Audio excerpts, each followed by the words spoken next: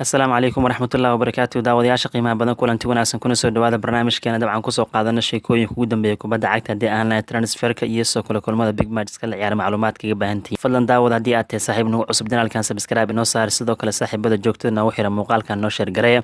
waxaa marka waad ku bilaaba ninkii Romelu Lukaku waa English Premier League iyo Chelsea uu isbaray soo laabashadiis waxay ka dhigantahay ninkan ciwaanada EPL uu qaatay kulankii London Derby Arsenal waxaa looga badiyay ayagoo garoonkooda joogaan 2 gool eber taageeraashoodana xaadir ay yihiin Romelu Lukaku ayaa dabcan akoonkiisa furtay ciyaarta markay maray 15 daqiiqo kubaddu caawinteeda la ninka lagu magacaabo Reece James laakiin build up kubadan bilowga Lukaku qayb uu ka lahay oo dabcan asiga wax ka soo dhis sidoo kale tan markuu soo galay xirada ganaaxa si uu kaga gaarsiiyo kubaddu soo dhigaa James shabaq inuu ku hubsado wuxuu soo dardaray ninka lagu magacaabo Pablo Mari dhinaca kale Reece James kulankan ciwaanada u qaatay sababtoo ah qaybta ciyaarta 10 daqiiqo ka dhiman shabaq ayuu gaaray kubaddu caawinteeda la Mason Monti saadartay marka James gool lagu dhaliyay goolna wuu caawiyay Arsenal ka hor kulanka intuusan u bilaaban daafacooda muhiimka Ben White ayaa shaxda laga waayay kaasoo 50 milyan baan ugu fadhiyo ninkan waxaa la sheegay COVID-19 inuu ku dhacay dhinaca kalena Pierre-Emerick Aubameyang asigana wuu soo kabtay Karooniyo ka soo kabtay kulankan qaybta labaad uu soo galay balse kooxiisu caawin waa inkastoo Arsenal ay dadaan qaybta labaad ciyaarta haddana laakiin sida guud kooxdii awoodda badneed ee guusha qaadatay xitaa Lukaku qaybta labaad ciyaarta kubad uu madax la helay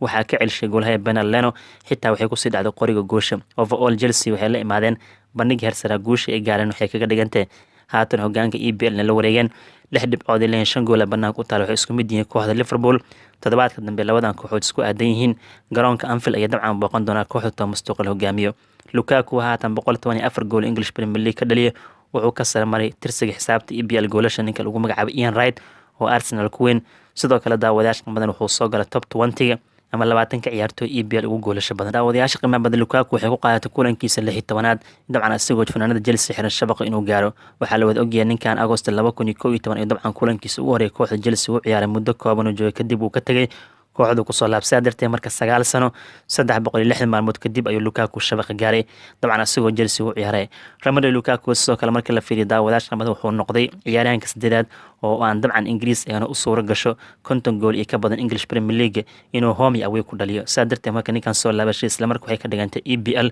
iskoorada dabcan soo jiri jireen ayuu qayb ka noqday dhinaca kale Reece James wuxuu noqday ciyaaryahanka labaad ee taariikh ahaan Chelsea uu ciyaaray kulan ka tirsan English Premier League oo u suura gasho asigoo dabcan away ah oo jooga garoonka Arsenal oo dabcan goolna ku caawiyo goolna ku dhaliyo waa 90 minute-ka laga hadlaa ciyaar socoto sidaas waxa ugu dambeeyay ninkii sameeyay Juan Mata September 2012 kulan Premier League ka tirsanaa Arsenal haba laga badiyay muxuumay laakiin waxaa loo diiwaan galiyay score weligood aan kooxdan loo diiwaan galin waa markii ugu horeysay taariikh ahaan horyaalka heerkood Arsenal ay ciyaarayaan oo labada kulan ugu horeysay furitaanka xilli ciyaareedka shabaqa aysan gaarin naadigan waa boqortooyada Ingiriiska markii laga eego weligood inaysan ku laabanin horyaalka heerka labaad xilli ciyaareedkan wuxuu u yahay midkii 118 oo ay top falaadka ciyaarayaan laakiin waxaana kale weligood looma diiwaan galin dhinaca kale Arsenal sidoo kale daawadayaasha qamada waxaa leeyahay English Premier League ayadoo la ciyaar 2 kulan iyo ka badan oo ay kooxda relegation zone ku jiraan ama saddexda kooxood ugu hooseeya ku jiraan waxa ugu dambeeyay 10 August 1992 dhinaca kale Arteta hadda waxaa ku dhacday guuldaradiisii 20aad English Premier League 60 kulan oo dabcan hogaaminaya kooxda Arsenal laakiin markii la fiiriyay ninkii Arsene Wenger ahay markuu 116 kulan Arsenal hogaaminay ayay dabcan ku dhacday 20 guul daro meesha kaafi kala dheeri waay Arteta waxaa muuqata Arsenal iskoor xumay ka sii qaadayaan kullama macalinkan u sii adkeystaan waxay ka dhigantahay kooxdan wax badan oo dabcan u jiri jiro taariikh qurux badan ayaa ka burburaysa saaxiibada qiimaha badan the big man Romelu Lukaku haddii aan ku laabano waxyaabaha kale loo diiwaan gelinaya Lukaku waxaa qaybka kulankii dabcan lagu ciyaaray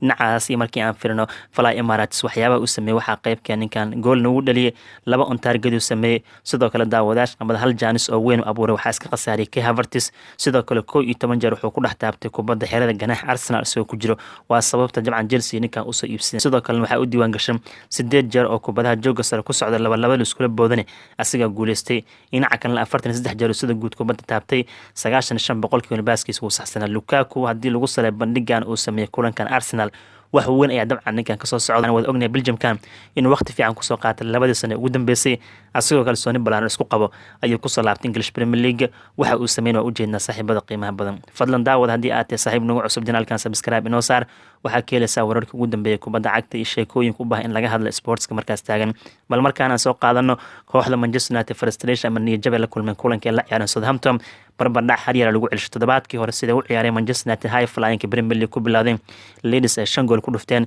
iyo toddobaadkan sida u ciyaareen waa kaafi kala dheerisaa darteed Roy Keane legendiga Manchester United ku weyn oo kabtan u ahaan jiray oo ka faalloonaya kulankan wuxuu yiraahdaa wax la qaadan kara ma United sida ciyaartan u ciyaareen wuxuu leeyahay dabcan United haddii ay rabaan toddobaad inay shaqaystaan toddobaadna jiiftaan wuxuu leeyahay loolanka Premier League qayb kama sii ahaan karaan kulankan daawadayaasha qamada Manchester United gool laga naxsay ciyaarta markay maray 30 daqiiqo waxaa iska dhashay ninka lagu magacaabo Fred kubad dabcan soo darbiyay ciyaaraanka lagu magacaabo Che Adams ayaa ku sii dhacday dhinaca kale marka la fiiriyo United qaybta labaad ee soo laabteen Mason Greenwood shabaqa gaaray ciyaarta socotay 55 daqiiqo kubadana caawinteeda xal Paul Pogba inkastoo United ay dadaaleen fursado kala duwan abuureen haddana ugu dambeyntii kulankan wuxuu ku soo ilaalay barbardhac hal iyo hal sidoo kale qaybihii dambe ciyaarta waxaa dhacday United in dabcan lagu wada fursado qaali laakiin waxaa badbaadiyay goolaha David De Gea waxay kaga dhigantahay marka Man United haatan kaalin shanaad kala sareynta EPL kaga jiraan laba kulan ciyaarana kooxdan 4 dhibcood ay leeyihiin haddii aan eegno waxyaabaha kulankan laga diiwaan geliyo aan soo qaadan karno waxaa qayb ka ah oo haatan ii muuqdo kooxda Manchester United waxay barbarayeen rikoorkii u yaalay safar in la aado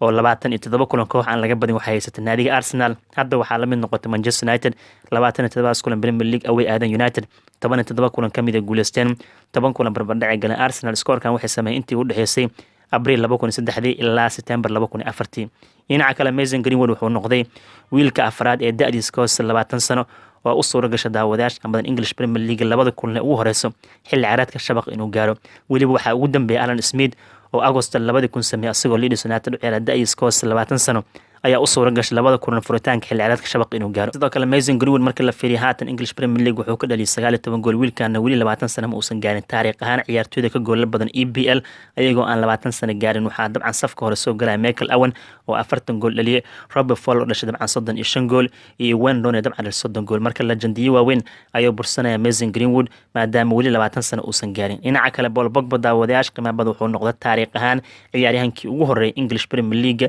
labada kulan ee xilli ciyaareedka 5 gool caawiyo waligeed ma aysan dhicin Paul Pogba ayaa sidaas sameeyay si kastaba ahaatee Man United barbardhacan Nigeria ka qaaday waxaan u rajaynaa toddobaadka dambe actionka Premier League inay guul gaaraan oo leh kooxdiisana dabcan hadda kadib ay sameeyaan toddobaad kasta oo bandhigooda meesha ugu sareysa inay gaarsiiyaan sheekooyinka Premier League waxaa qayb ka ah kooxda Spurs macalinka Nuno Espirito Santo safar waxay ku aadeen Wolves macalinka Portugiiskana kooxdiisii hore Wolves hal gool eber kaga badiyay ciyaartan waxaa go'aamiyay Dali Ali oo gool kula shabaq koobsaday Ali inta badan waa nasiibka Spurs waxaa u diiwaan gashan 45 kulan hore English Premier League oo Dali Ali shabaq gaaray hal kulan kaliya laga badiyay kooxdiisa Manchester United ayaa ka badisay darteed marka 35 kulan ee kooxdiisa guuleysteen 9 kulan barbardhac galeen hal kulan waa laga badishay kulankaas laga badiyay waxay ahayd December 2019 ciyaar ee Man United Spurs wajaheen oo Ali shabaq gaaray ayaa laga badiyay sidoo kale kulankan ciwaanada waxaa qayb ka noqday Harry Kane oo qaybta labaad ciyaarta badal lagu keenay xitaa wuxuu la Janis uu dabcan shabaq u gaari kar laakiin waa laga celiyay sida guudna taageerayaasha Spurs waxay ku farxeen weeraryahankooda muhiimka inuu dabcan gudaha garoonka soo galay waxay rajeynayaan taageerayaasha Spurs macal Nuno in ciyaaraankan kooxda uu joogi doono maalmaha suuqa ka harsan uusan aadi doonin kooxda Man City oo qalqaalo xoogan ugu jirto saaxiibada qiimaha badan Talyaaniga kala guur weyn ka jira Juventus waxay la ciyaareen kooxda Udinese laakiin kulankan intuusan bilaabin furitaanka Serie A Juve ka hadlayna kulankooda koowaad ciwaanada waxaa qaatay ninkii odag ah Ronaldo maantadii hore ninka Boluxufta nagu dilay ama waabsi barnaamijkan jaraa'idada kaga hadlay waxaan dhahay Ronaldo waa diyaar asigii Diabale Chiesa iskaashan doonaan laakiin ninkan markii la soo gaaray ciyaarta line-upka wuu diiday wuxuu dhahay macna Allegri wuxuu u sheegay shaxda koowaad iga reebo dha kursigeedkan fariisana waxaan rabaa maalmaha dabcan suuqa ka harsan inaan mustaqbalkayga xalliyo Allegri warkaas warbaahinta u sheegay isla markiina waxaa soo daabacay Fabrizio Romano laakiin waxaa ka wadaba hadlay madaxweyne ku-xigeenka Juventus Pavel Nedved oo sheegay 100% inuu hubo in Ronaldo uu sii joogay laakiin asiga uu dalbaday kulankan kursigeedka in la geliyo marka Ronaldo warkiisa waa cadday wuxuu rabaa inta bishan ka harsan Juventus isaga tago laakiin halkuu aadi doon lama ogo sidaa darteed waxaa leeyahay marka Ronaldo iyo Allegri islama shaqayn karaan Allegri wuxuu rabaa xilli ciyaareedkiisa si smooth inuu ku bilowdo macalinkana 24 saac ka hor wuxuu sheegay Ronaldo kooxda inuu sii joogayo sidoo kalena asigana uu siin doono mas'uuliyadda ku aadan dhanka weerarka inuu hogaamiyo